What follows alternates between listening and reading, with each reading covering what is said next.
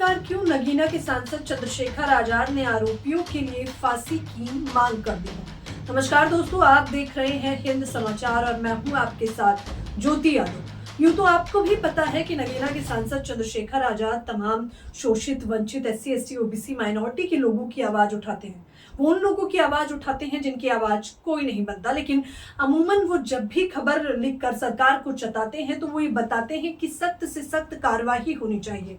शायद ही वो ऐसा कभी कहते हों कि आरोपियों को फांसी की सजा हो। खबर ही ऐसी है कुछ। दरअसल राजा भैया का क्षेत्र प्रतापगढ़ रानीगंज से जो खबर निकलकर सामने आती है उसे सुनकर तो आपकी भी रूह कांप जाएगी, आक्रोशित हो जाएंगे।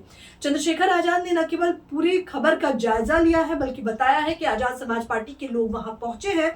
पुलिस प्रशासन की लापरवाही की भी पोल खुल गई है और दलित बच्ची का जब शव बरामद होता है तो पूरे क्षेत्र में हड़कंप मच जाता है। सीओ का तो सर तक फूट जाता है। क्या है पूरी खबर, शुरू से बताना चाहेंगे। दरअसल खबर है उत्तर प्रदेश। उत्तर प्रदेश समझते ही आप समझ जाते होंगे कि वहां पर दलितों के लिए कितना जंगल राज है। उत्तर प्रदेश के प्रतापगढ़ जिले के रानीगंज थाना क्षेत्र के दुर्गागंज बाजार में दलित युवती कोमल सरोज के सामूहिक बलात्कार के बाद हत्या अत्यंत दुखद है। ये बात चंद्रशेखर आजाद अपने ट्विटर हैंडल पर लिखते हैं। तो बताना चाहेंगे कि कोमल सरोज जो कि रानीगंज की रहने वाली होती हैं, एक छोटे से गांव में रहती हैं और एक क्लिनिक का नाम आपको सीधे तौर पर स्क्रीन पर दिखाई दे रहा होगा। क्लिनिक जो है मां मल्टी स्पेशलिस्ट क्लिनिक में वो काम कर रही होती है। यहाँ काम करते हुए कोमल को तकरीबन 5 साल हो जाते हैं। हर रोज की तरह एक बार फिर से कोमल नौकरी के लिए निकलती है, लेकिन इस बार उनकी नाइट ड्यूटी होती है। तो वो 8 बजे अस्पताल पहुंचती हैं और 11 बजे उनकी मां को कॉल आता है कि कोमल जो है इस दुनिया में नहीं रही, तबीयत बिगड़ने की वजह से उनकी मौत हो गई है। प्रशासन की भी लापरवाही रहती है और किस प्रकार से क्लिनिक के कर्मचारी कोमल की बॉडी को उसके घर पर छोड़ के फरार हो जाते हैं, जिसके बाद गांव वालों का आक्रोश बढ़ जाता है क्योंकि जिस प्रकार से कोमल की बॉडी बरामद की जाती है उसके चारों तरफ कपड़े फटे होते हैं। उसकी शरीर देख के लग रहा था कि दुष्कर्म किया गया है और सामूहिक बलात्कार किया गया है, जिसके बाद गांव में अफरा तफरी मच जाती है। सुबह तक ये प्रदर्शन चलता रहता है और सुबह तकरीबन 9 बजे जब प्रशासन सोचता है कि ये मामला बढ़ने लगा है, क्योंकि प्रशासन रात से लचीला रवैया दिखा रहा था, सुबह वो मामले की FIR दर्ज करता है, पोस्टमार्टम रिपोर्ट की बात करता है, तो गांव वाले आक्रोशित हो जाते हैं।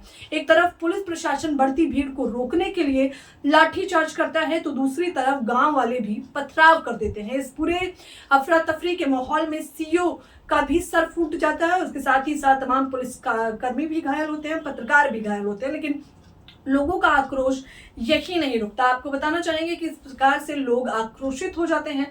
नगीना के सांसद चंद्रशेखर आजाद इस पूरे मामले पर ट्वीट करते हैं, वो मुख मांगे भी करते हैं क्योंकि CM योगी आदित्यनाथ से वो सीधे तौर पर बताते हैं कि कोमल सरोज अपने घर में कमाने वाली एक लौती बेटी थी। कोमल सरोज के पिता नहीं है, उनके भाई नहीं है, उनकी माँ भी विकलांग है और 2 छोटी बहनें हैं।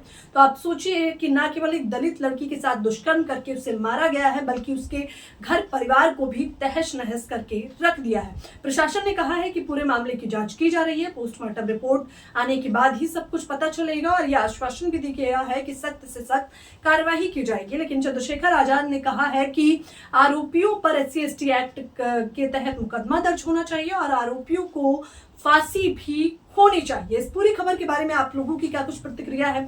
क्या प्रशासन का रवैया लचीला रहा है या नहीं? और आखिरकार एक सवाल फिर से कि कब तक दलित बेटियां इसी प्रकार से दुष्कर्म होता रहेगा, सामूहिक बलात्कार होता रहेगा और वो मौत के घाट चढ़ती रहेंगी? आप लोग मुझे अपनी राय कमेंट बॉक्स में जरूर बताएं।